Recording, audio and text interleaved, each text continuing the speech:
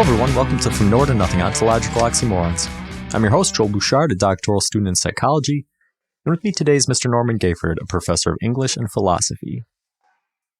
By some estimates, up to 95% of our cognitive processes are subconscious, meaning we have no executive control over them. While some of this activity is systemic, like keeping our hearts pumping and eyes blinking, some of it is much higher level, even extending to activities that we assume we actually do control.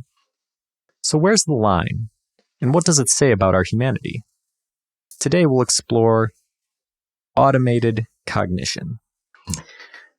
And so this automated cognition, I think I have to change it to cognitive automaticity, because it started out as cognitive automation, and I had to change that because it turns out that that is actually a concept that's being used where they're using AI to handle non-routine tasks in businesses in order to emulate human thinking.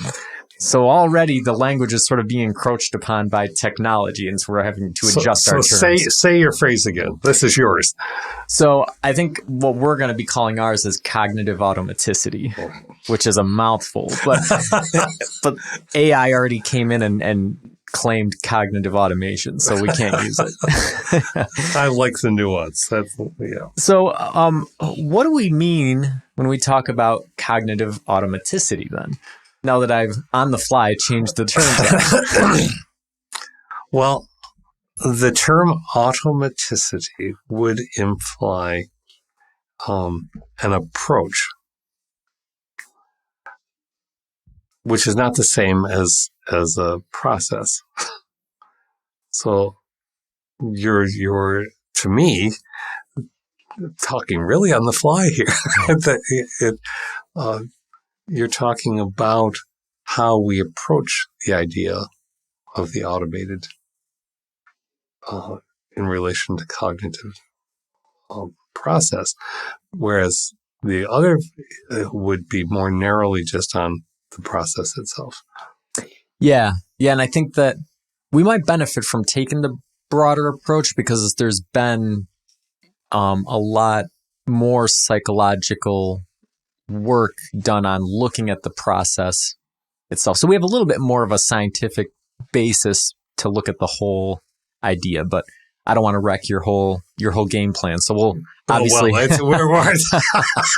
obviously use the whole thing. If this were a football game, which I know nothing about it, I'm done. I give up. Yeah, so I think that when doing the research, some of the things that popped out were one was a study by John Bard in 1994, which was based on a decade of research. And he came up with 4 characteristics that accompany automatic behavior, right? So number 1 is awareness. A person might not be aware that there's something happening. Intentionality. A person may not intentionally initiate a behavior. Efficiency, they'll become more efficient. They won't need as much thought power to make something happen. And then controllability. Somebody might not be able to control the automatic behavior. And so those are kind of his 4 criteria, but you don't even need all 4 criteria to have an automatic behavior. And he uses stereotype activation as an example where it uses only 2 of the 4 criteria, but it still counts as an automatic behavior. So we can kind of start there looking at the 4 characteristics and discuss them a little bit. Yeah, let's. So the first one is awareness. And that's perhaps the big one, because that's what consciousness is all about. I mean, we're still trying to define what consciousness means. We all talk about neurocognitivists. Everyone talks about consciousness, and we're still at about the level, it seems, of defining a planet as a wandering body before the astronomical community in the mid 2012, 11, whenever it was, redefined planet much more. We haven't redefined consciousness. Yeah, because we don't have the stuff to do it yet. Yeah, like recently, I forget who the philosopher and who the scientist was, but they had a bet going back Probably a quarter of a Chalmers. century or something, going back a quarter of a century, something like that, where they said, the scientist, the neuroscientist said, by 2023, we'll know what causes consciousness in the brain. And the philosopher said, no, you won't. And they got to 2023 and the scientist said, well, no, we don't. You win. And so, yeah, this is an ongoing thing. Yeah. So let's talk about formation a little bit, I guess, before we jump into the characteristics. All right. Is this idea of cognitive automation or automaticity a recent philosophical topic? Did philosophers really think about the amount of activity that we do automatically without thinking before recent times? I can adequately say I don't think so. When you're talking about the idea of thinking, of course, that goes way back. Mm-hmm. Cognitive ergo sum, all. But when you're talking about the automation of it, that just automatically puts it right up within. I would say reasonably within the late 19th century, onward, and even then, you're talking about automating an automaton. That's an old concept, something that is made to do the things that you intended to do. So there were robots of a kind back before we would think of the word robot being used. But the cognitive part paired with it, I think we're getting up toward, even the 1950s. Yeah. Yeah, I think when Turing's work, really. Right. I think that, and interestingly enough, I think the first piece that I could find of work that sort of highlighted it was a little poem. And we've talked about it before, I think, on the show, but it's the centipede's problem, right? And that was 1923, where, it's just this little poem where a bug says to a centipede, "Hey, how do you walk?" And the centipede starts thinking about it and all of a sudden can't walk anymore. Says, "Oh, well, shoot, I actually don't know how I do it," And you go, it's interesting that there's not much in formal philosophy.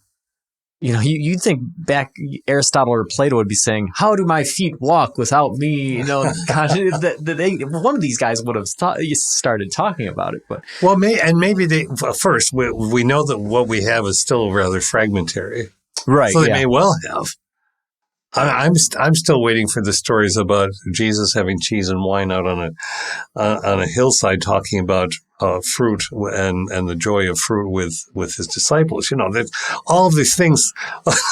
Yeah, we only have little snapshots into history. But that itself is even in. I'm being what's the reverse of meta? I'm being micro meta is we think that we know things because we encounter them in a very narrow context.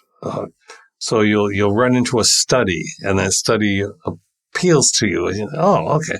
Or this amount of the population thinks X, Y, or Z, and statistically that's supposed to work because of the kind of slice that's been taken. But really, for every one person who thinks this, there'd be 10,000 people who think something else. And so you mustn't be so sure. Mm. And so what you just said points to that. Now I got us way off track. But yeah, no, it's a great point, which is that we only have anybody in history, right? Even going back just a few years, if somebody's not around, and even if they are around to recount a particular event, memories fade, they change. Things that go on. If you're not experiencing something in the moment, the knowledge is a priority, right? And becoming aware of it. So I have to. So this in the 1600s, we're talking Shakespeare time as well. That's when the word automaton becomes a word, and that's not the same thing as automation, but it's very close. And so the idea that something that acts of itself or by itself, but even then, that's a cluttered definition because it doesn't act by itself or of itself because it has been built to do a certain action. Yeah. This reminds me of our discussion on Pandora, right? Was Pandora really a woman, or was she just this machine built like by the gods for deception in order to release a vengeance on mankind? Yes. And why do we insist that David Chalmers and Tallis and a few of the very current philosophers go at this whole idea that we've talked about too of giving gendered pronouns to processes. So we call it Alexa. Why? Because we want a servant. We want a female servant. We want that female voice, and therefore it's a she. Nonsense. None of it. It's all the cloak and dagger mist veil that we dangle over this stuff that is really pretty much just algorithmically based. Right. Yeah. So in our question, is it a recent philosophical topic? As always, the answer is kind of, we don't know. Maybe philosophers did talk about it. If they do, one of two things happened. Either it didn't get documented, or you and I do not have an encyclopedic knowledge of philosophy, and therefore we are unaware of it. To my awareness of philosophy from the former teaching level, no, which is not an exhaustive answer. But we do know that it was talked about approached in the early 20th century, but really coming into its own with the Turing test and such. Yeah.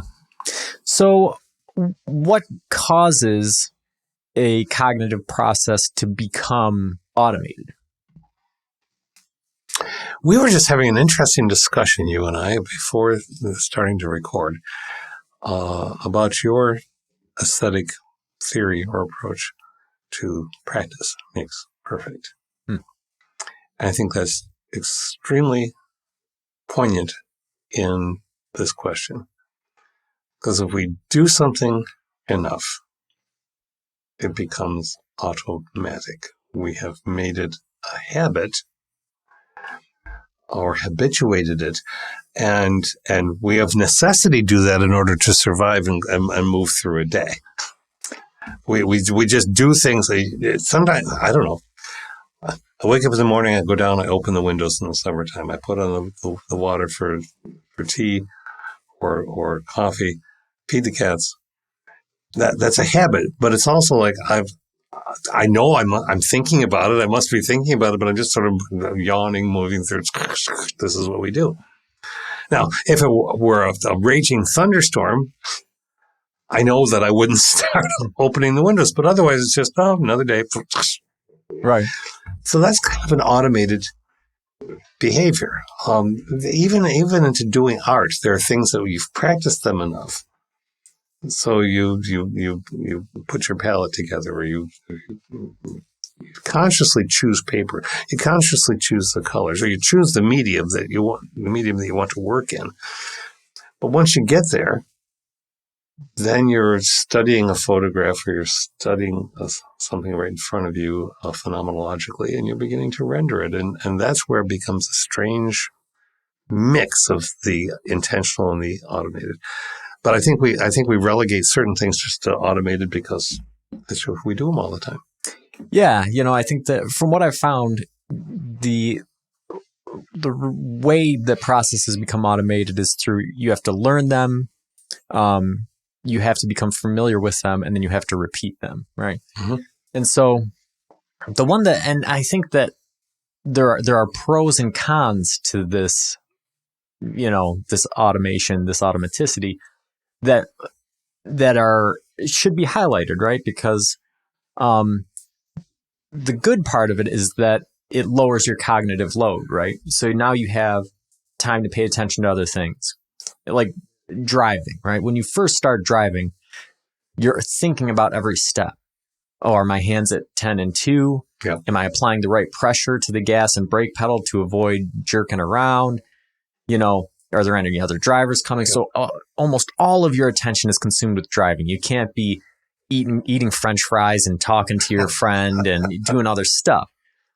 But after a few years, you get to a point where you can. Whether or not you should is another story. You start munching on those French fries. And I know that this has happened to me, right? Where I'll drive through a light, and all of a sudden I'll have this horrifying feeling where I go, I don't know if that light was green or red. And so I think to myself, it must have been green because otherwise you wouldn't have done it, right? Right. But that's the rationale, right? Is it must have been green or I wouldn't have done it. But that's not a real rationale, right? Because it all depends on where I'm taking the environmental cues from.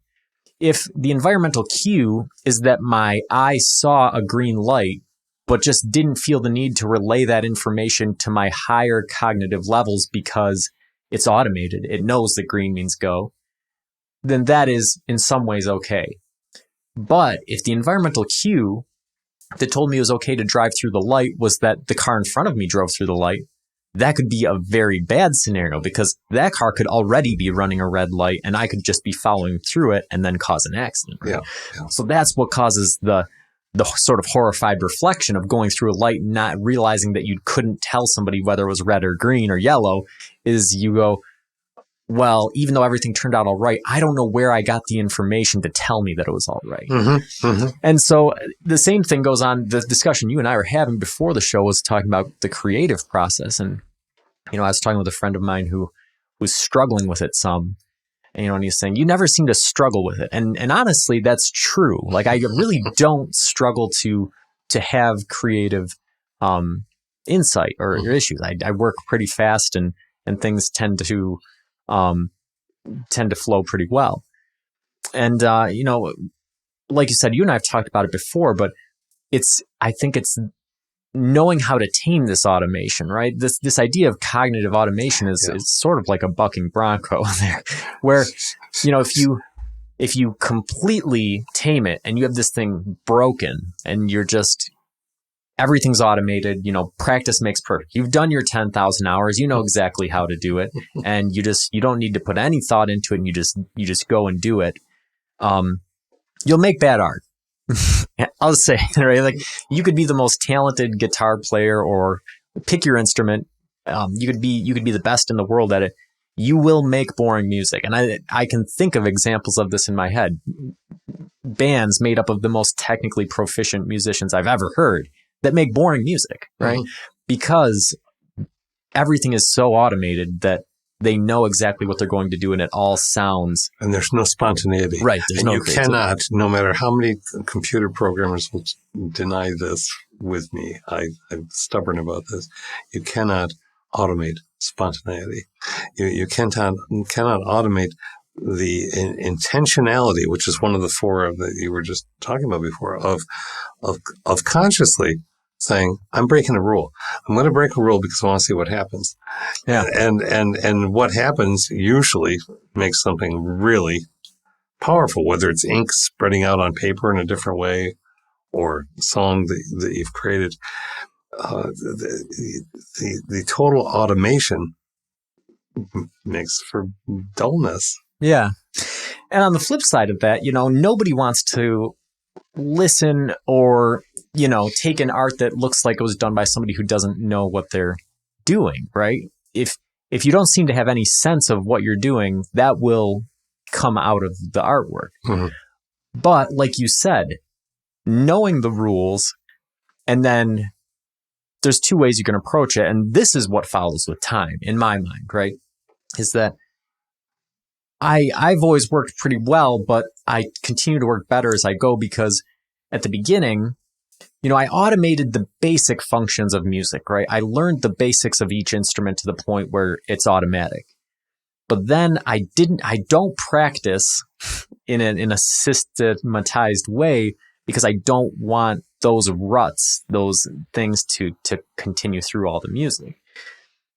So what I have to do is I have to look at it and say, all right, I'm going to break some major rules. And in the early part, it was sort of trial and error. Like, well, can I break this rule and make a good song? Yes. Or no, now I have to go back to the drawing board.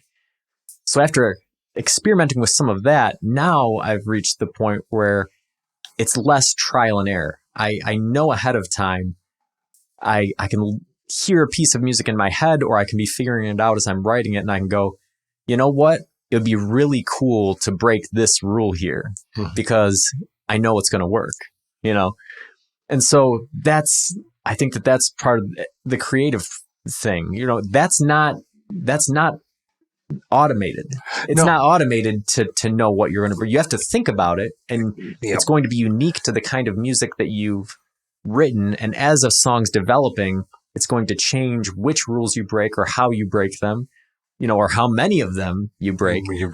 But it has to be thought through, and it has to be context dependent. And this is not solely anchored or located in the artistic creative process. And I think this is where it becomes applicable to things like industry, because the whole Tallis, who often writes in philosophy now, had recently a very almost a diatribe that seemed a bit uncharacteristic in some ways, but about we're thinking about the wrong things when we talk about artificial intelligence as even possible. What we're calling intelligence is not intelligence in his view, but mostly because you don't have intelligence without experience. And machines, no matter what happens, cannot experience. That's the position he's taking. Well, experience is what you're talking about as an artist, as a musician, as a painter, but it's experience in a craftsperson. It's experience in running a company and having had enough things happen that you can anticipate what needs to happen next, but still be nimble in not giving the same response to one person as you might to another, depending on the situation. But that's experience. Yeah. And experience can't be, I don't think experience, well, perhaps it can be, but it oughtn't to be hammered into an automated process, even within ourselves. If I had one experience, if I had 10 experiences, and all those experiences teach me that I never ever should trust X, Y, or Z, then I've become overgeneralized and I've become unaware of the nuances of the things that are around me. Yeah, it's an interesting take on artificial intelligence because you start splitting hairs, but I think it is kind of important to say, you know, what is an experience? Because if you're thinking about it in artificial intelligence as, oh, okay, well, apply this to a scenario. Did it work? No.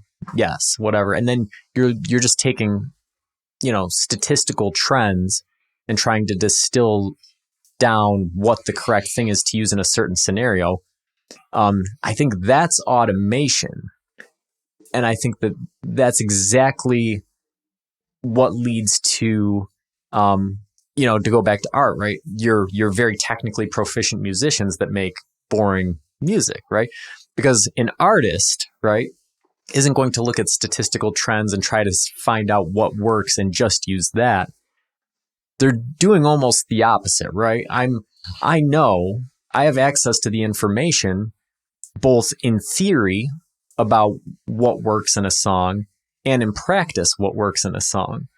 And now I'm looking at those things and saying, how can I not do these things and still make a good song? You know, in the interest of creating something that's new and different, that by breaking the rules causes a shift in perspective, right? And I think that, yeah, is that something artificial intelligence will ever be able to do? It's hard to say. And it's hard to say, but I'm finding myself, one of the reasons I'm grateful we went to this topic is that it has caused me to try to take a fresh think on artificial intelligence, because my thinking about it has been, of course, heavily influenced by science fiction over decades.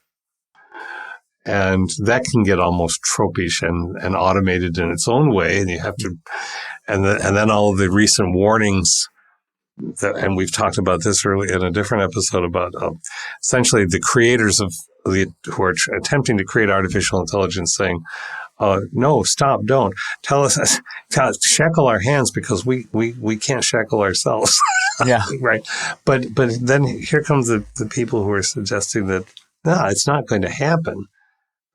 Certainly what we're calling artificial intelligence is shaking up everything from the creative world of movies and acting, which is a foundational thing, across the board, taking over jobs, taking over and yielding a product that can't possibly be equal to or superior to human creativity. But I'm even going to a definition of George Lawton in techtarget.com. Cognitive automation describes diverse ways of combining artificial intelligence and process automation capabilities to improve business outcomes.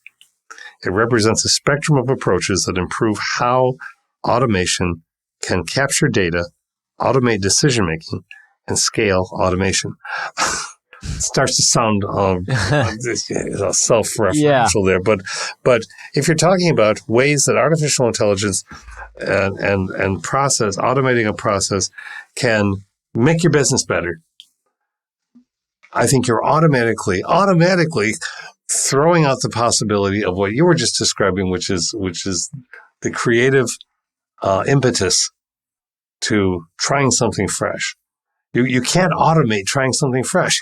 Yeah. Well, yeah. And if we think about it, if we go back to our four characteristics of automation, awareness. So decrease in awareness, decreased intentionality, increased efficiency, and decreased controllability. What do those four things do to your humanity, essentially, right? If you're less aware, less intentional, more efficient, and less in control, then you are becoming an automaton. You are becoming an automaton. The process is forcing that into, and we've had unions and workers from the beginning of the Industrial Revolution, not unions, that took a while, telling us that very thing. The first impetus of a corporation at some particular point, or a company, is to reduce the humanity of the individuals working there in order to increase profit and not distribute it equally across the spectrum, but increase the profit for the 2 or 3 people in charge, or shareholders, and the rest of the people can go jump.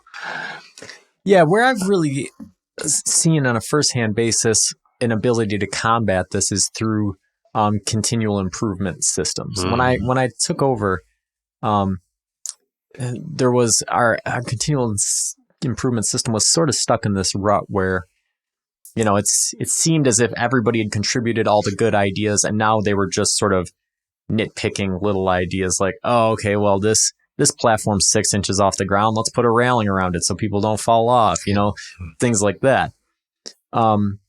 So I've really worked very hard at jump-starting that by just trying to catch people in the act of being creative at work, right? They don't think about it much, but every once in a while they'll make a comment, right? Oh, well, man, it would make a lot more sense if we had this here. Yeah, write that down and put it in the bin. Really? I go, yeah, but that'll cost a lot of money. I'm like, but it'll save a lot of money in the long run. I said, if you put it on paper and you get it in front of the management's eyes, and now that you've explained it to me, I can kind of explain it to them and plead your case, it could make a big improvement. And so, for the 10 years that I've worked there, almost nothing changed in the first 6. And since I've taken over, if you were to walk in, you wouldn't recognize the place. That's how much has happened. How many things, shelves have moved, presses have been bought, things have been torn down, things have been built. Everything is everything. There's almost no place in there that is the same as it was, because you're just trying to catch people who do it on a daily basis. These people have the 10,000 hours of experience, right? They are the masters, yes. The people at the bottom level. But just because they've done that doesn't mean that, has it become automated? Sure, for some of them. But no matter how automated the process is, they are still humans who are capable of creative thought. And every once in a while they go, you know what would make this so much easier? And you have to be willing to listen to those people and giving them a platform what you just to make said, changes. You have to be because the general assumption, because of past practice and current practice in many places, is shut up and do your work. While there may be a veneer of, oh, but show us how we're being innovative, or tell us the 5 good things, or the SWOT analysis. When you start out with the notion of you're going to have threats, to me it sort of diminishes the possibility of open, free creativity. But yeah, if you tell people who work for you, and not just tell them, but by repetition, which may be automatic, but no, it's not automatic unless you're saying, okay, I'm just going to listen to every single person today all day. That's just a rule. Well, okay, maybe you can, but maybe you don't have the opportunity to. So you're having to be intentional in catching ideas and saying, put it in the bin. And then they have to see that things are coming out of the bin.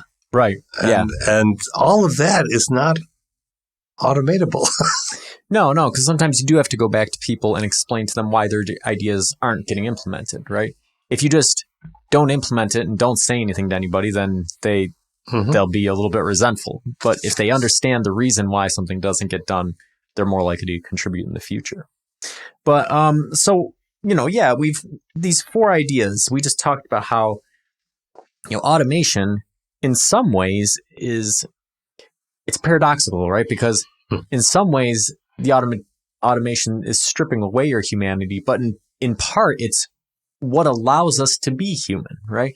If we didn't have the brain power to automate these processes in order to focus on higher level things, then we may not have been able to evolve to a place where we could consider these higher level things. So automation, it's a two-edged sword, right? There are things that are good and bad about it, and how it's employed and how it can be hijacked, specifically by technology in recent times is very interesting. So how does the reality of this cognitive automation affect our discussions of free will? Man, you always are. Okay. There's a philosopher named Adrian Brockless. And Brockless, again, on a relatively recent article, was saying that you can't start from the notion of saying that a machine thinks. Artificial intelligence is not thinking, because you have to have experience in order to think, and a machine is never going to have experience because it has no context. It's not even a brain. It's maybe it's a brain in a vat, but you can't have experience. And we could argue about all those things, but just running with that. So, artificial intelligence is not going to have free will along those lines. And I really like the way that he presents this, and there have been a couple of people recently who've been saying things like this. He's not the only one. That if you go from the premise that thinking is a strictly human or organic, whales, if thinking is an organic thing that requires an immersion in an environment in order to make choices. And there are lots of things that we get to. Then there's no possibility of an AI acting with free will. Yeah. Because it cannot escape the algorithmic, because you can make the system more, it's talking about like a railroad. A railroad set, and you have a kid, if you get a railroad set, and as you get older, if you stay with it, you're just making it more complex and more complex and more complex, and maybe the train goes faster. But is that train thinking? No, you've built the system, and so if you try to measure thinking by speed or by complexity, all you got to do is look at the train and say, no, okay, so that's not thinking. And we often seem to default to that. Well, look how fast the computers can, and on all the sheer data that they can process. And therefore, because it's so complex, it must be like our brain. No. And so first, I would assert that under those circumstances, it's possible that AI isn't going to have free will. What about humanity, right? Like, so in the intro, I said up to 95% of our thought processes are subconscious. So if 19 out of 20% of our brain power is outside of our control, what does that say about the free will that we have, right?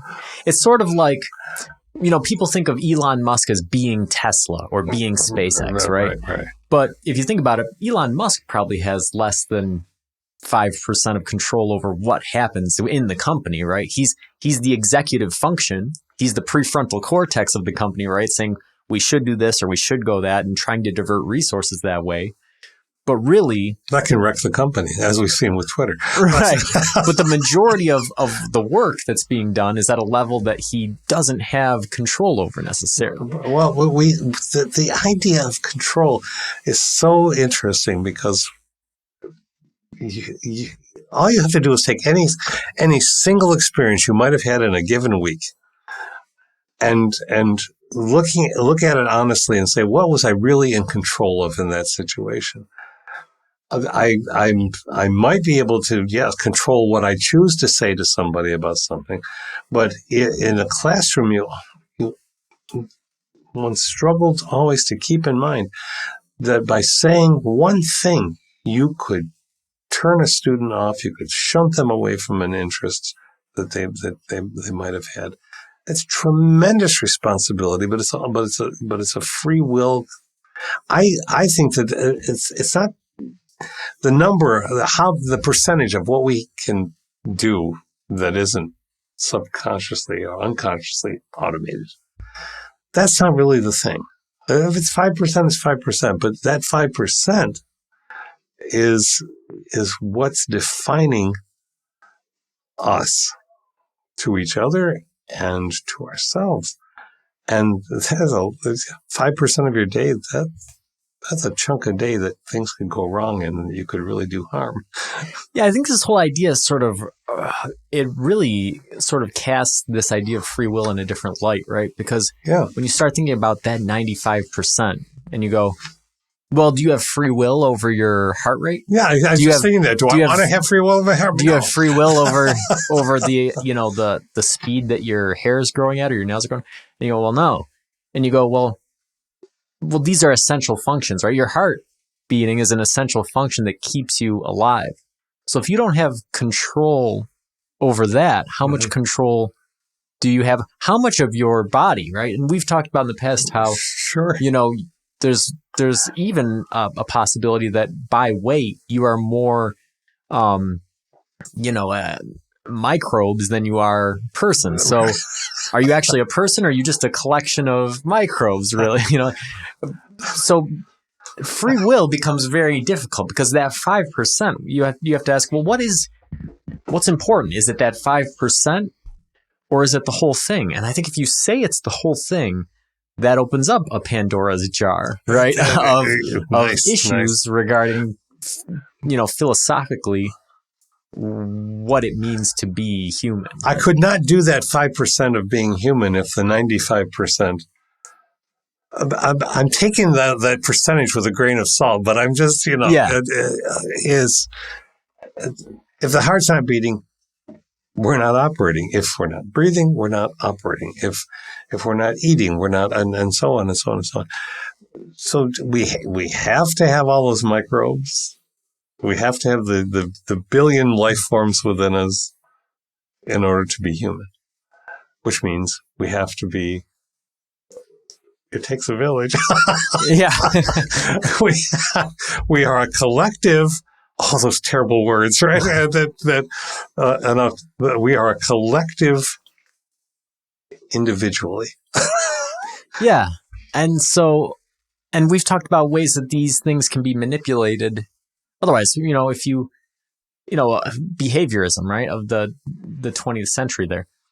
if you were to starve us to 70% of our body weight, right, we would start acting in ways that we couldn't control, right? And things that we normally think of as being things we can control, our reactions to situations or that type of thing. Yeah.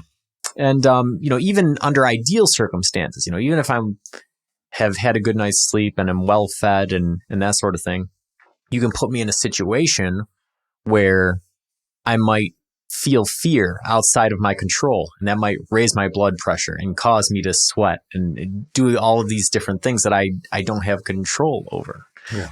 So, this idea of this, how much, I think this would be a more interesting question, right? Rather than thinking how much of our processes are automated, it'd be what percentage of us is an automaton.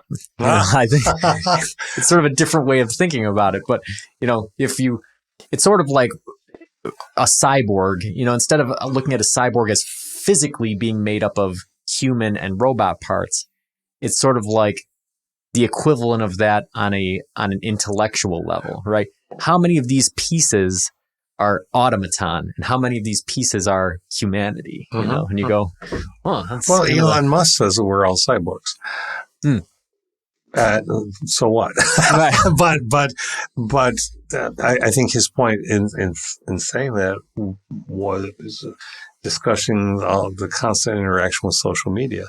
That without now there are people who don't have cell phones. There are people who refuse to go online, and that cuts them off from certain things. People want to be able to pay their bills the old-fashioned way, and there's some companies still letting that happen, but more and more companies are saying nope. So that's forcing you to absorb part of the machinery and thus become metaphorically a cyborg. Mm.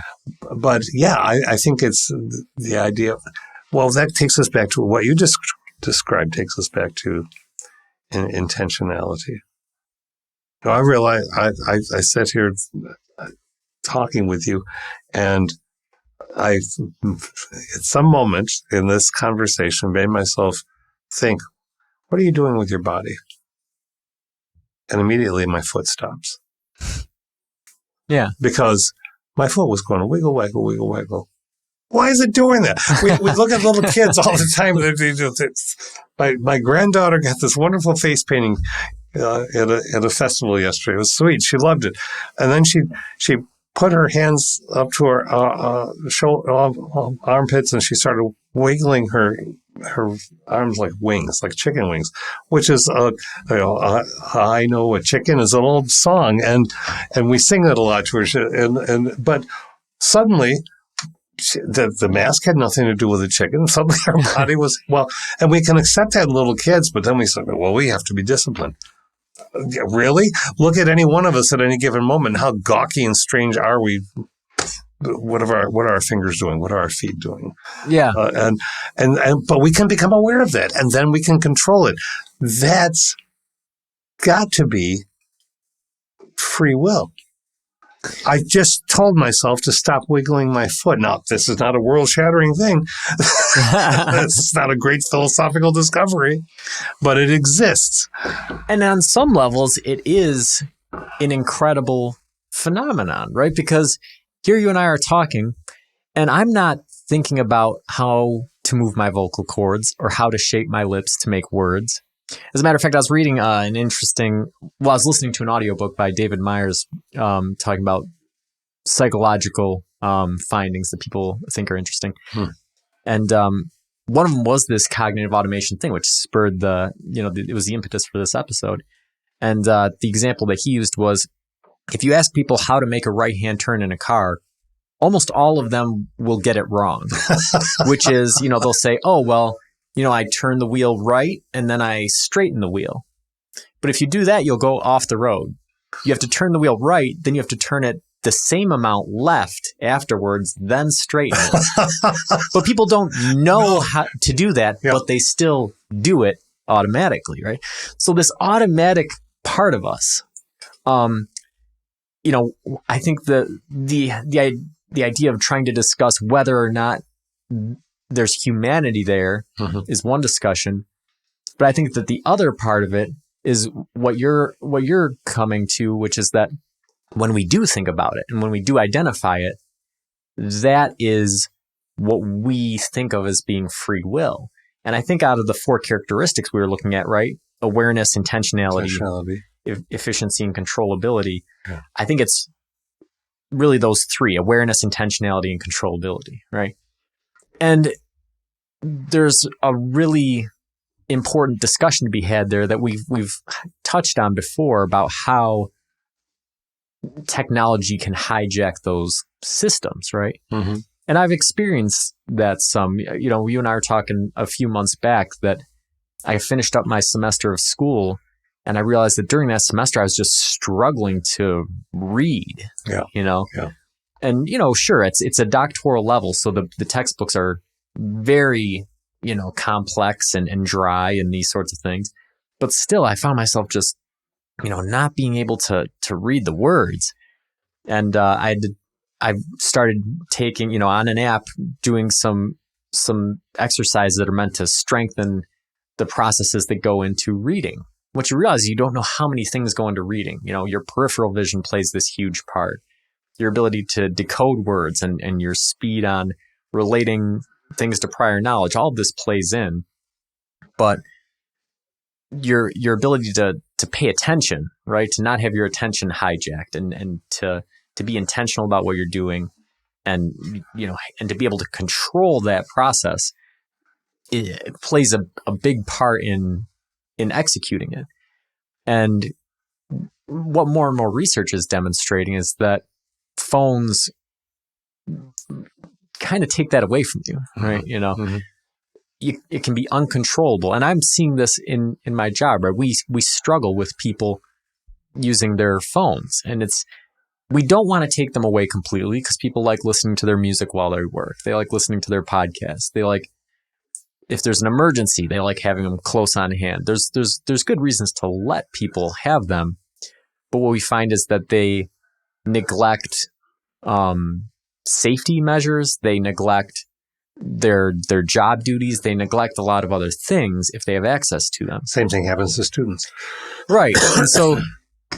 And it doesn't matter how much you warn them or how much you punish them, they can't stop doing it. And I think that that's because it's become an automated behavior. It's become a habit. Yes. Right.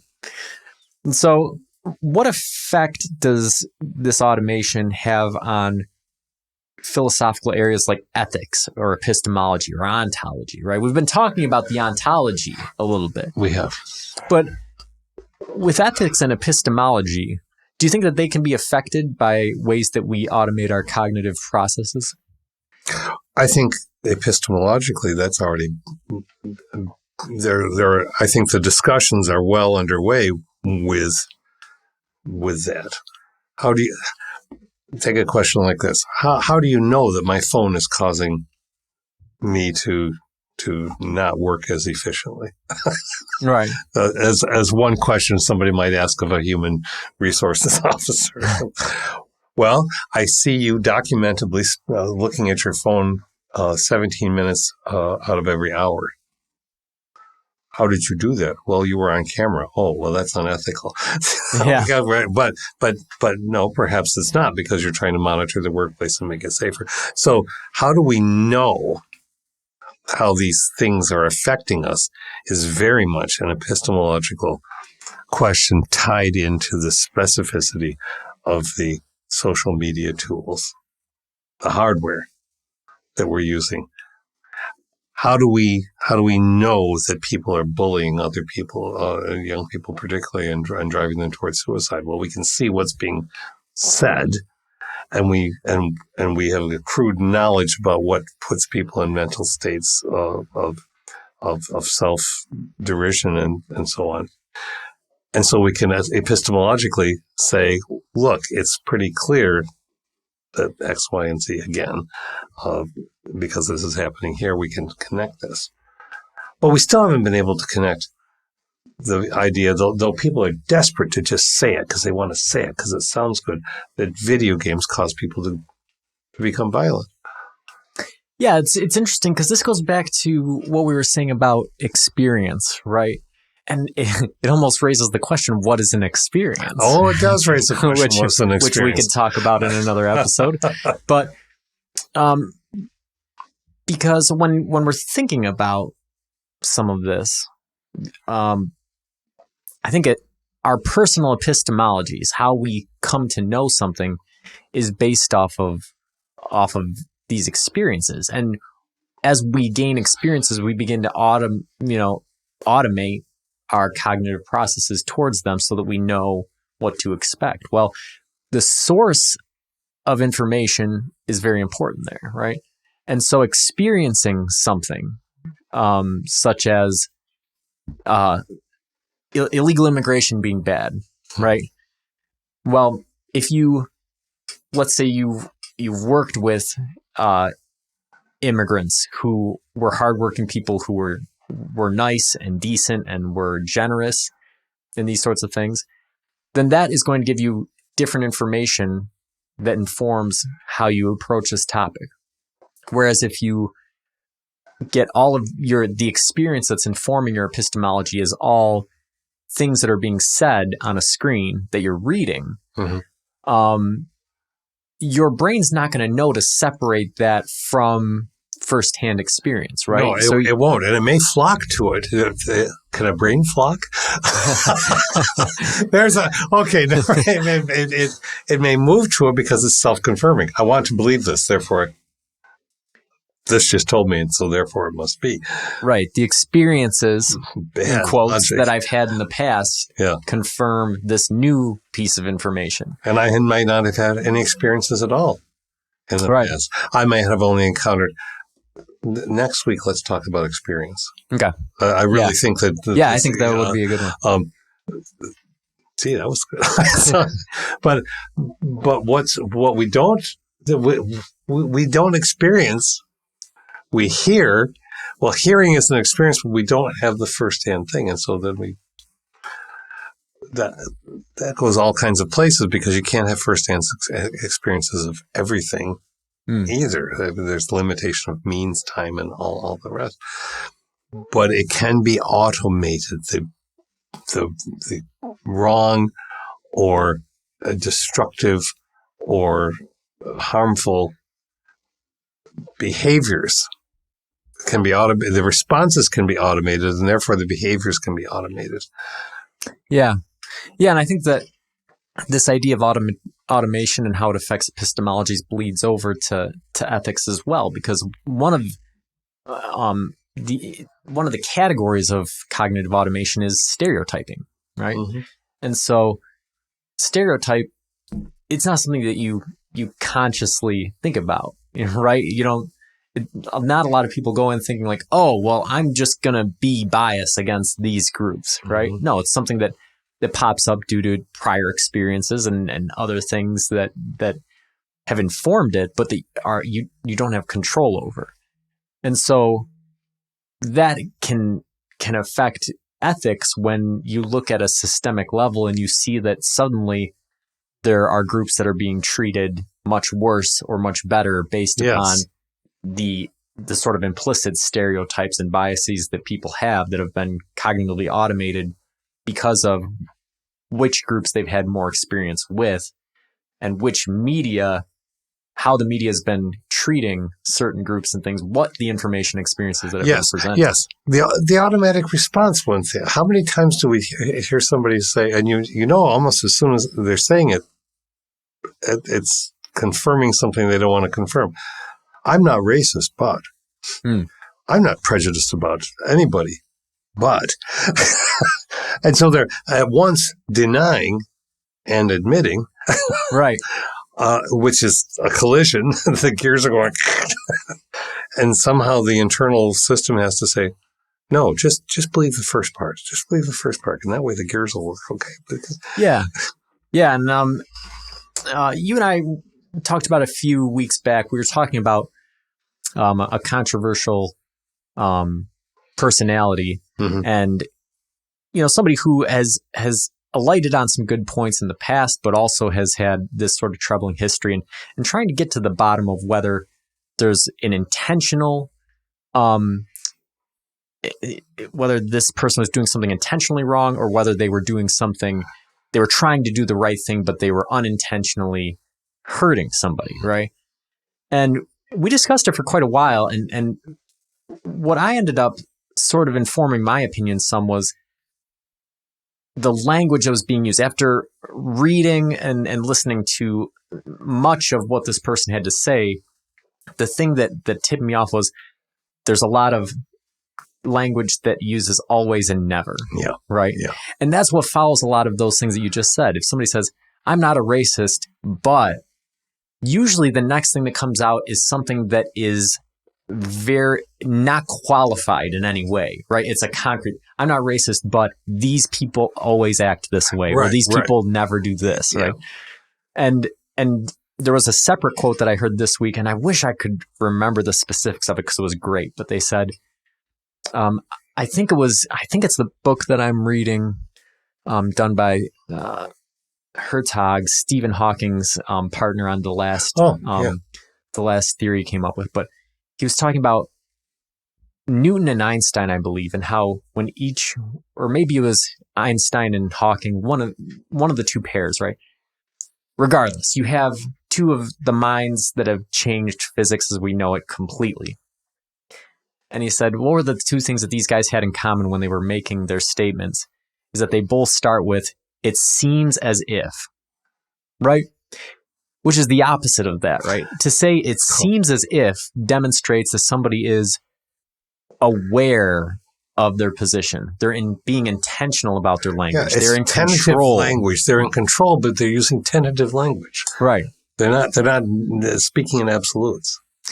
Yeah. And so I think that when it comes to cognitive automation, right, I think that what's important is that we don't try to, or more specifically, we have to actively try not to automate processes that are involved in critical thinking about important topics, right? And identifying what those important topics are can be difficult sometimes, but I think if you find yourself in a situation where it's, something, if it's something more important than driving, right?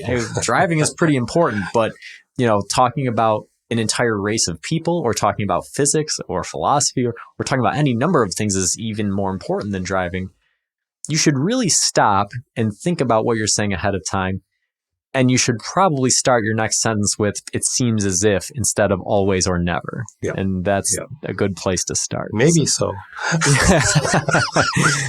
So until next time, keep pondering.